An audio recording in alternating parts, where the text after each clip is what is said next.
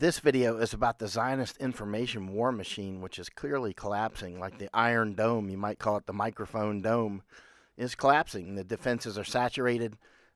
Basically, information missiles are landing downtown, and they're not able to stop them. They're stopping a few, but more and more are getting through, and it's causing a lot of very serious effect. You can see Netanyahu is his actual name is Meliakovsky. Meliakovsky, aka Netanyahu, is frantic about buying TikTok.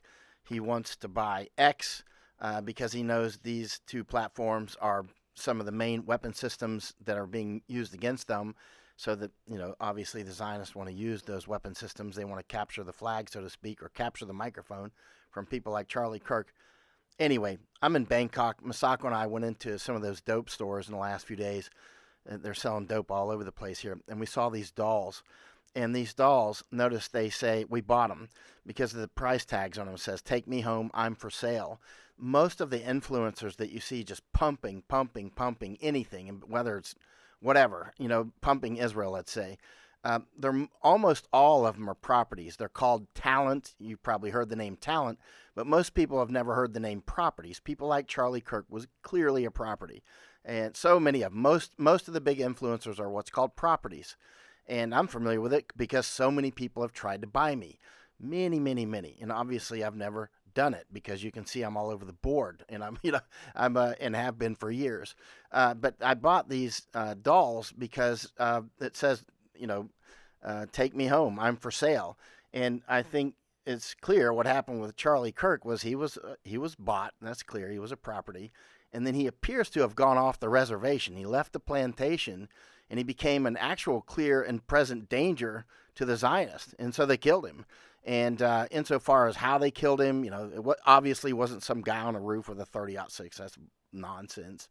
And I don't know. And Alex Jones asked me something last night.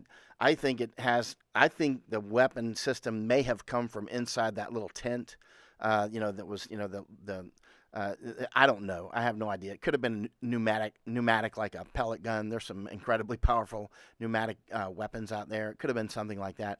You heard people like Chris Martenson. I saw his video, very good video. And Chris Martenson's having a problem reconciling the mathematics on the acoustics.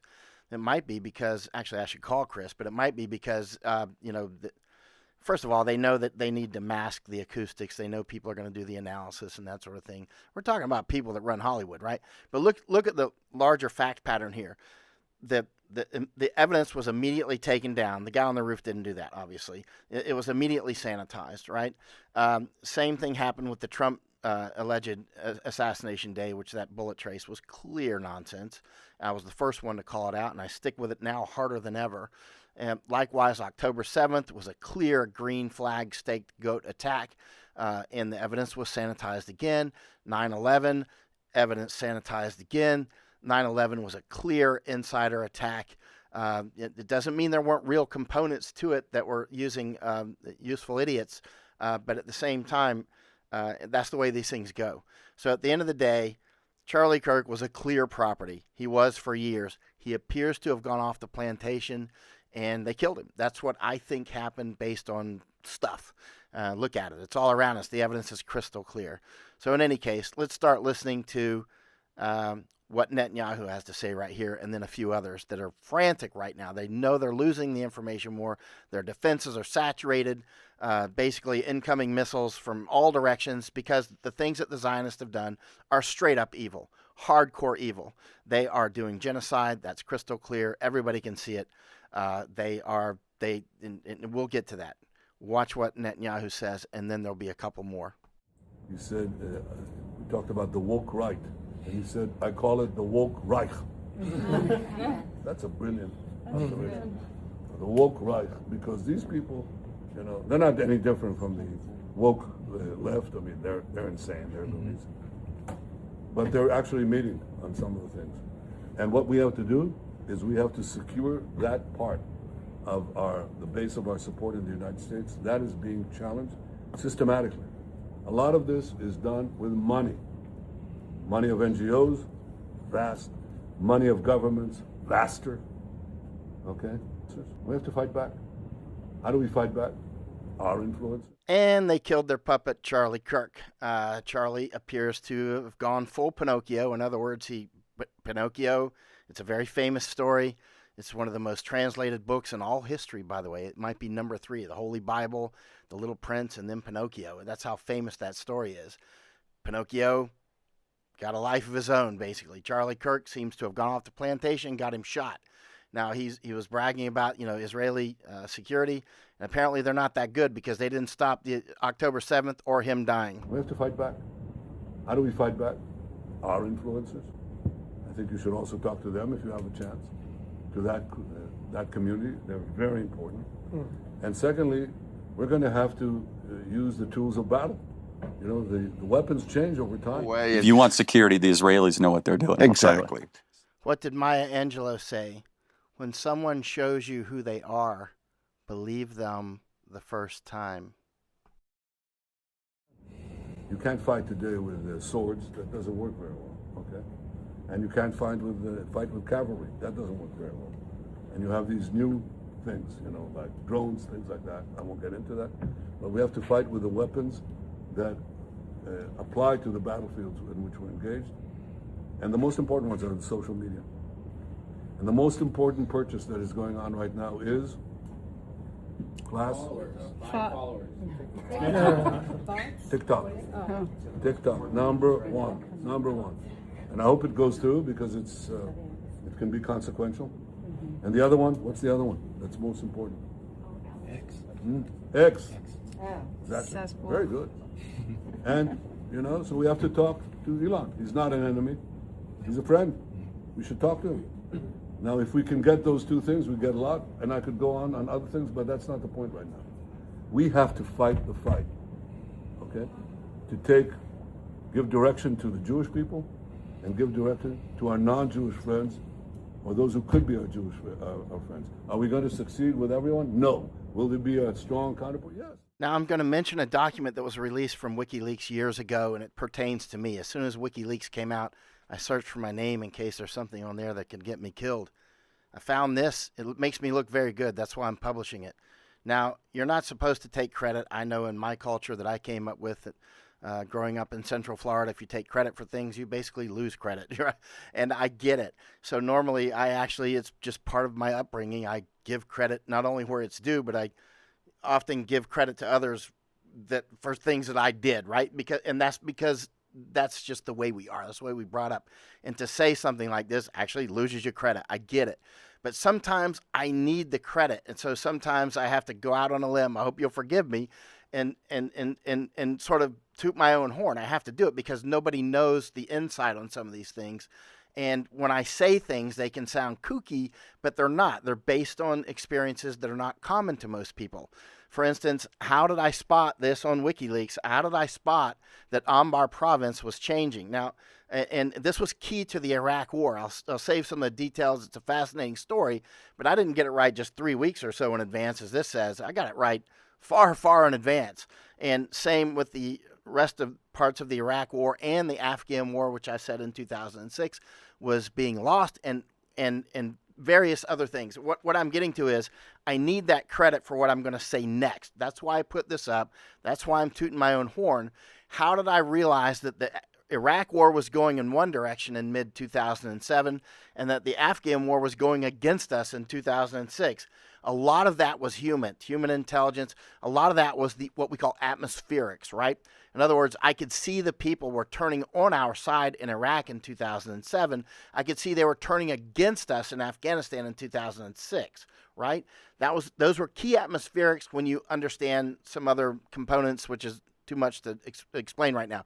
But at the end of the day, watch what happens at the United Nations when so many people walk out on Netanyahu. Now, keep in mind, I'm no friend of the United Nations.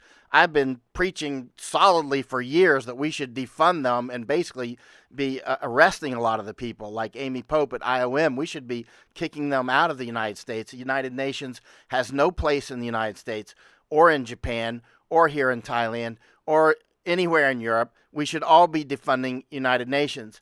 But that said, the people getting up and leaving this conference, when Netanyahu came to speak. That's a key atmospheric. You can't just discount that. The Zionists are being saturated. They're losing the information war. That was a key thing when so many people walked out. And you got to pay attention to that. That's basically, if you're a doctor, the blood pressure just went to 0 on your patient, right? Because there's blood all over the floor. That's what's happening right here on the human side. This will, and on the larger picture globally, this is going to cause great damage to Israel and those who side with Israel. The Assembly will continue its consideration of Agenda Item 8 entitled General Debate.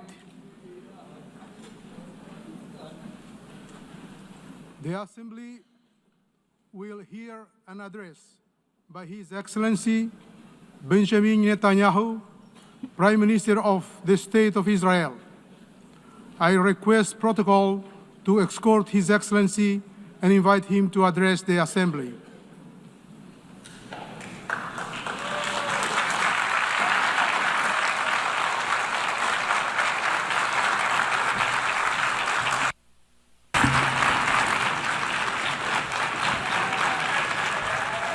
As we continue with this very important thing you're going to see next on that Netanyahu speech in front of the United Nations people, I want to set the table for this. My memory library of warfare is extensive in so many forms, whether it's in Nepal with the Maoist or whatever. So many different things I've seen and so many different components of warfare. I shot this photo in 2005. I was with an incredible infantry battalion called the Deuce 4. One of the patrols got hit with an Al-Qaeda car bomb that day, and it killed this little girl named Farah. The soldier that's holding her is an incredible Army officer named Mark Beeger. He is retired now. And his best friend was Eric Kurilla, who was the battalion commander. I was with him. We responded to this attack, showed up. Mark is trying to save this girl. I shot the photo. This photo was used by our intelligence and information warriors to spread it all over Iraq, and the Iraqis, many of whom were pro-Al-Qaeda, because of this photo, turned against Al-Qaeda. It was a wave that just swept over Iraq, and they started actually providing us with a lot more human intelligence that we could attack Al-Qaeda. Now, this photo is not what changed the course of the war, but it was huge in doing that in 2005. It was significant. I've seen these things many, many times. This just happens to be a famous photo, but I've seen it here in Thailand. I've seen it in so many places where one photo or one action or a series of actions, like what Israel is doing now to Gaza, clearly committing genocide against Christians, against Muslims, against actually other Jews that they did on October 7th, and it is causing a tidal change which can destroy Israel. Please, order in the hall. Please, order in the hall.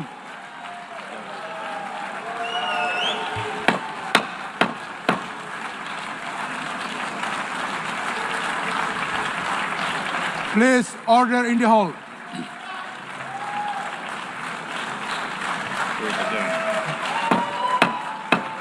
Please, order in the hall.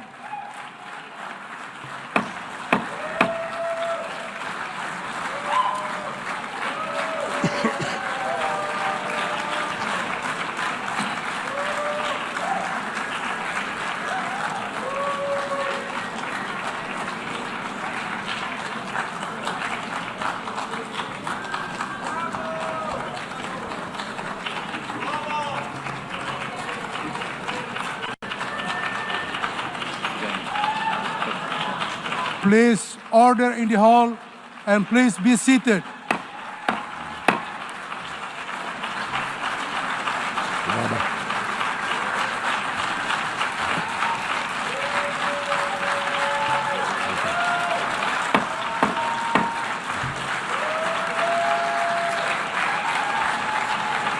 Please order in the hall.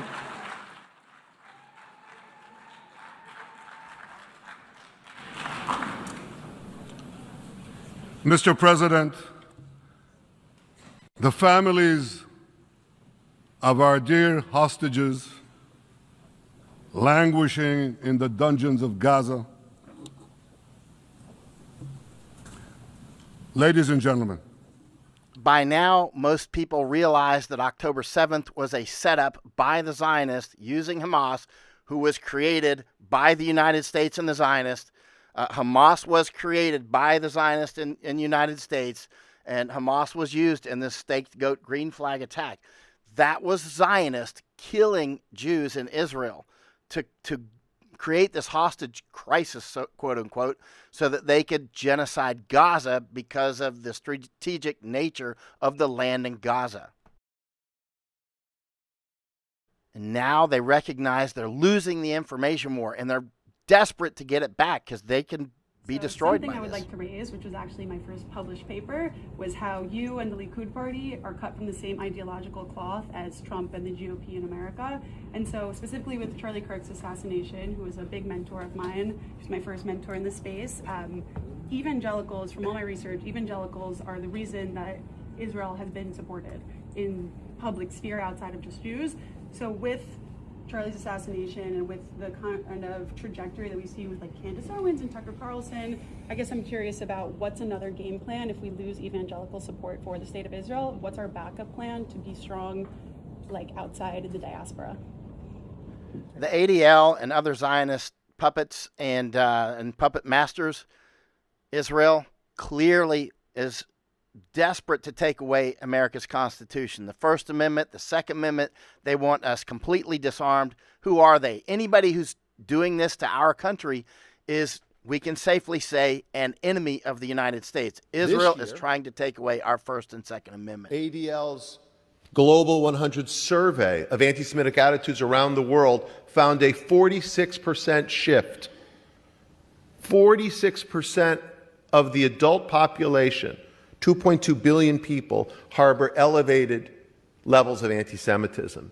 That's nearly double the rate that we saw. Apparently, the incredibly self-destructive Zionists have not gotten the memo yet that throwing the magic spell of anti-Semitism no longer works. It's backfiring. It's their witch's magic wand that used to freeze people and cause people to, shudder in fear. Now it's doing the opposite. The magic wand has been snapped in half and thrown in the fireplace. And every time they throw the anti-Semitism card, it's simply backfiring, especially from people that we know are not even Semites to begin with. Meliakovsky, as an example, he's not Semite. The whole structure is collapsing in front of everybody's eyes. People are now actually questioning the validity of the 6 million number in the Holocaust. Because, first principles, if they're lying about everything else, what would they not lie about? So it's causing everything to collapse, and actually very dangerously. That's why you see many, many Jews making as much distance as possible between themselves and the Zionists. And the Zionists are desperate to try to take cover behind Jews, right? There's a lot of authentic Jews that have been killed by Zionists, and Jews kill a lot of Zionists. And they were doing it at least since World War II, when Jews and Zionists were killing each other on battlefields. The Zionists are something else. We've talked about that many times, and I'm going to talk about it again. At the end of the day, the Zionist house of cards is collapsing, and Israel is in great danger of actually being destroyed by their own hand. We saw a decade ago. For the first time since we started tracking these attitudes in the 1960s, the younger generation is more likely to hold elevated anti-Jewish views than their parents or grandparents. Let me repeat that. The younger generation is more likely to be anti-Semitic.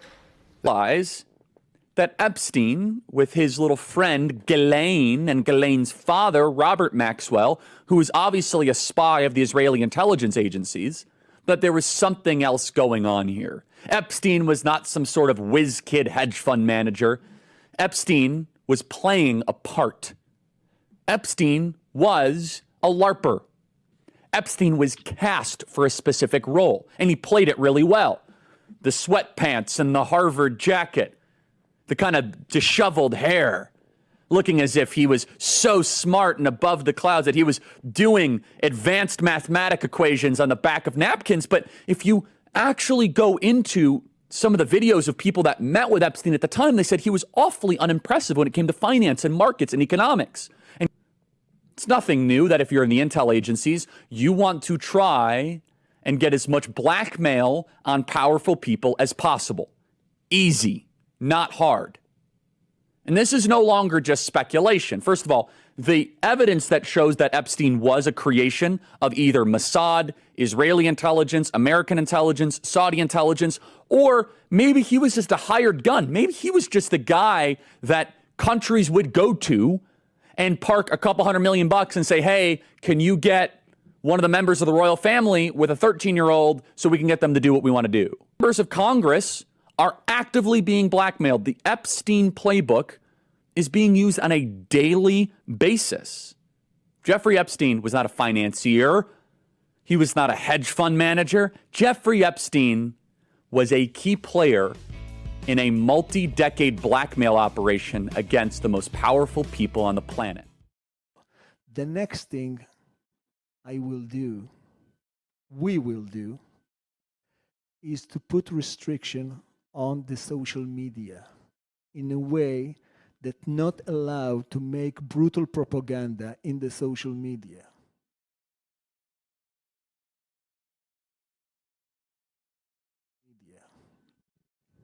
Because this is a worldwide problem, and it should be initiated by the United States of America, the place where all the big firms is settled. Facebook and X and all the rest. This is a major problem for democracy all over the globe, and we need to treat it seriously. We can do it. This last video coming up is, there's so many like this on the internet, and Israeli defenses, let's say Zionist defenses, are saturated. Their information war defenses are saturated. They're taking missile strikes daily on information campaigns. You believe that the Jews run the American government? That's not a secret, Charlie. Israel did 9/11, Charlie. Oh, they did. Wow. Why are we in the middle? I served. Explain Why were we in the that. Middle East? You can reject involvement in the Middle East without also believing Israel did 9/11. So if Israel did 9/11, help me understand this. Who were the hijackers of the planes? They weren't hijackers. Oh, okay. CIA and Israel worked together. No. Explain to me what happened on the aircraft. Okay, first off, what we have to understand, there's only one plane that actually crashed. No, okay, there were three. No, the building's imploded. Okay, if a plane's going to hit a building, why would the building fall down? Time out. Flight 93, did it exist? Flight 93 existed, yes. Okay, so who tried to hijack that plane? They sacrificed those people to make it look like Bush was targeted because they wanted to cover up Bush's involvement. So he just happened to be in Texas reading a book to elementary kids, and they were reading a sign on a whiteboard let me say that talked about towers falling, Charlie. Anti-Semitism. We have been lied to since the beginning of this country. Jews, Freemasons, all of it's a satanic agenda.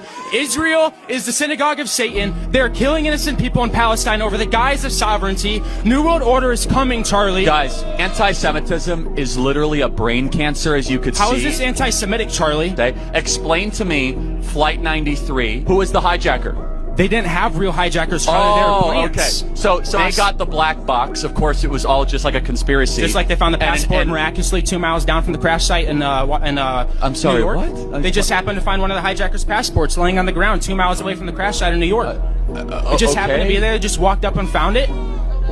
They just randomly happened to find a perfectly good passport. With that piece Look of it data. up. Look, World War II was fought not over what everyone thought it was fought of. Every war is fought by. It is funded by the rich, the Rockefellers, all the rich, the Rothschilds. Okay, yeah, let me ask you a question. They funded all those. Was Hitler bad? I think Hitler was bad. Yes, Hitler was bad. Yes. But did the Holocaust happen? The Holocaust did happen. How many people died? Not 6 million. How many? It was not 6 million. How many? I don't have an exact number, Charlie. I don't have an exact number. It wasn't 6 million. Okay, but you said it's not 6 million. You must have an alternative. How do you know it's not 6 million? Because there wasn't even 6 million Jews in Germany. Okay, well, I mean, you tell me. You're the expert. The reason why Jews have been run out of 109 countries throughout history is because every time they get into a country, they try and take it over. In Nazi Germany, again, they are having transgender surgeries, underground transgender surgeries. They're promoting homosexuality in schools. And Jewish donors, they have a lot of explaining to do, a lot of decoupling to do, because Jewish donors have been the #1 funding mechanism of radical, open border, neoliberal, quasi-Marxist policies, cultural institutions, and nonprofits. This is a beast created by secular Jews.